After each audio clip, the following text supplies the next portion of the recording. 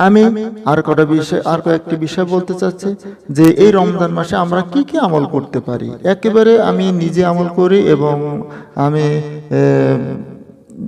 বোঝার চেষ্টা করেছি বা অনুসন্ধান করার চেষ্টা করেছি বা খোঁজার চেষ্টা করেছি যে এই আমলগুলো 100% সহি।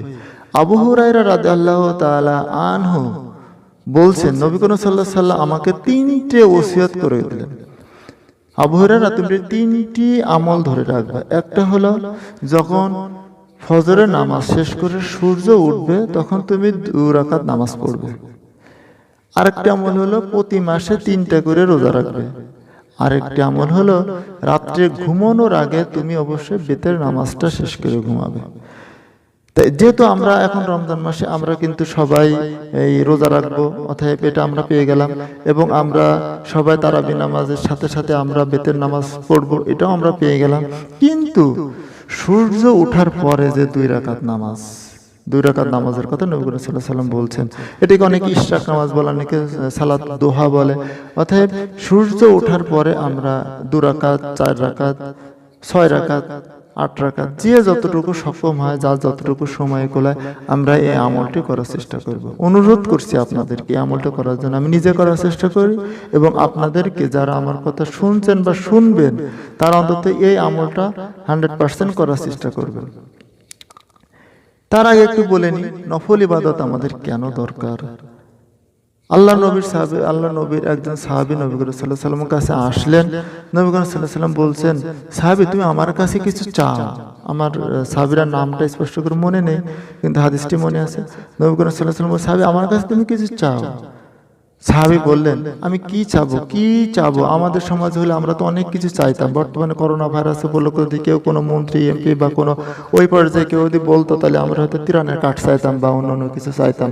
কিন্তু সাহাবী মনে করছেন যে যা চাবো দুনিয়াতে শেষ হয়ে যাবে, আমাকে এমন কিছু চেতে হবে যাতে আমি সারা জীবনের জন্য, দুনিয়ার জীবন তো ক্ষণিকের। তখন সাহাবী বললেন, নবী করিম সাল্লাল্লাহু আলাইহি ওয়াসাল্লাম আমি আপনার সাথে জান্নাতে থাকতে চাই। সুবহানাল্লাহ, আমি আপনার সাথে জান্নাতে আপনার পাশাপাশি থাকতে চাই। আমাকে এমন কিছু বলে নসিহত করেন যাতে আমি আপনার সাথে জান্নাতে থাকতে চাই। দোস্ত, ভাই বুজুর্গ, ফরজ ইবাদত 100% করলে আমরা জান্নাতে যাব, এটার হাদিস আছে, নবী সাল্লাল্লাহু আলাইহি ওয়াসাল্লাম বলছেন। আমি আলোচনা অত দীর্ঘ করব না। কিন্তু এই সাহাবী বললেন যে আমি আপনার সাথে জান্নাতে থাকতে চাই। আপনাদের ছোট্ট একটা উদাহরণ দেই যে সাধারণভাবে বোঝেন যে ঢাকা যে রাজধানীর ভিতরে গুলশানও ঢাকা, বনানীও ঢাকা, কিন্তু সাভারও কিন্তু ঢাকা। কিন্তু সাভার ঢাকা আর গুলশান বনানী ঢাকা এটা একরকম ঢাকা নয়। এই জন্য জান্নাতে বিভিন্ন ভালো কাজ করার কারণে, ফরজ 100% করার কারণে আমরা আশা করি আল্লাহ রাব্বুল আলামিনের কাছে আমরা হয়তো জান্নাতে যাব, কিন্তু জান্নাতে নবী করিম সাল্লাল্লাহু আলাইহি ওয়াসাল্লামের কাছাকাছি হয়তো থাকবে না। কিন্তু এই সাহাবীকে নবী করিম সাল্লাল্লাহু আলাইহি ওয়াসাল্লাম বললেন, শোনো, তুমি যদি জান্নাতে আমার পাশে থাকতে চাও তো ফরজ ইবাদতের পাশাপাশি তুমি কিছু নফল ইবাদত করো। নফল ইবাদত করলে 2টি লাভ। একটা হলো নবী করিম সাল্লাল্লাহু আলাইহি ওয়াসাল্লামের সাথে আমরা জান্নাতে থাকতে পারবো। দ্বিতীয় লাভ হলো আল্লাহ রাব্বুল আলামিন যখন আমাদেরকে হিসাব নেবেন তখন 100% ফরজের হিসাব নেবেন। ফরজ নামাজ, ফরজ রোজা, ফরজ হজ, ফরজ যাকাত, এগুলোর হিসাব নেবেন। এবং এগুলো হিসাব নিতে যে যখন আল্লাহ রাব্বুল আলামিন দেখবেন যে আমার বান্দার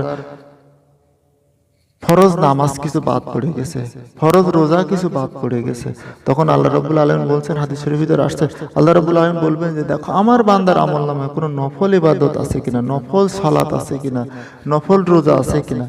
এইগুলো তখন এই নফলগুলা দিয়ে তখন ফরজকে ঘাটতি পূরণ করাবে। সুবহানাল্লাহ। অতএব আমি আপনি কেন নফল ইবাদত করব না?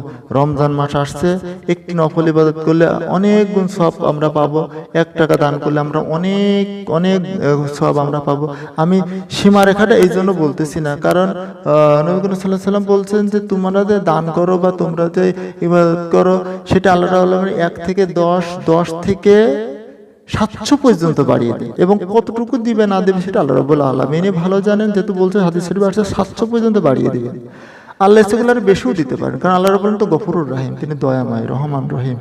অতএব সীমারেখা হিসেব করার চেয়ে আপনি যেন ধরে রাখি, কিছু নফল ইবাদত ধরে রাখি, কিছু নফল সালাত আমরা ধরে রাখবো, তাহলে আল্লাহ রাব্বুল আলামিন নবী করিম সাল্লাল্লাহু আলাইহি সাল্লামের পাশাপাশি আমাদেরকে জান্নাত দিবেন এবং নফল ইবাদতের বিনিময়ে খরচকে ঘাটতি হিসেবে পূরণ করে আমাকে জান্নাতে দেওয়ার চেষ্টা করবেন। সুবহানাল্লাহ, আমরা এটা করার চেষ্টা করবো ইনশাআল্লাহ।